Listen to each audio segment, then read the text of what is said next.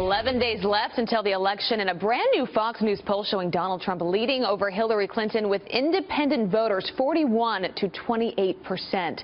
So is this the game changer that Donald Trump is looking for? Joining us now is someone who knows a thing or two about the independent vote. Russell Verney, he's a former campaign manager and political advisor for Ross Perot. Good morning to you, sir. Thanks for waking up so early for us. Good morning, Abby. Honored to be on with you. So something that has stayed pretty consistent throughout this general election is Donald Trump doing a lot better than Hillary Clinton when it comes to independent voters. What is he saying that they're attracted to, and could this be the game changer?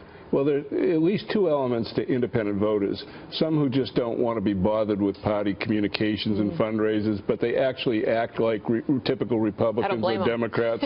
Yeah, they don't like all that mail. And the other half of them are true independents who want to vote based on a candidate and typically do not like the establishment government. So those are going to be natural allies to Donald Trump if he can close the sale. And they typically break very late in the campaign, in the last few days of the campaign, decide whom they're going to vote for.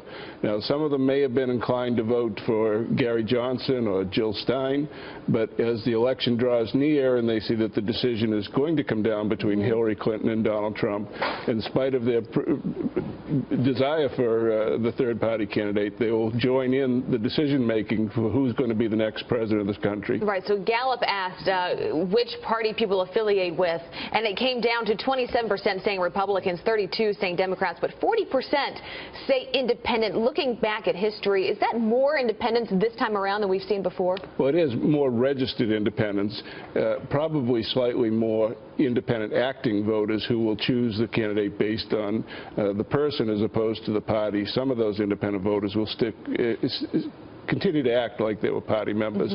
But in this year, when we saw Bernie Sanders and Donald Trump come on the national scene and excite a lot of anti-establishment voters, Donald Trump will be the beneficiary of the late-breaking independent voters. Yeah, I mean, let's pull up our Fox News poll just one more time, just showing Donald Trump at 41% now against Hillary Clinton at 28%. That's a four-way matchup when it comes to independent voters. That's a big gap. Question is, will they get out and vote in the numbers that he needs? Typically, independent voters will get out and vote. They're a motivated voter as opposed to a lot of the party regulars that aren't as motivated because their candidate didn't get through the primary or their issue hasn't become the national forefront. Independent voters want to see a better America. They just want to be able to choose the person as opposed to the party to get us to that place. Yeah, and there are a lot of these independents in the important swing states that Donald Trump needs badly. All right, Russell Verney, thanks for being with us this morning.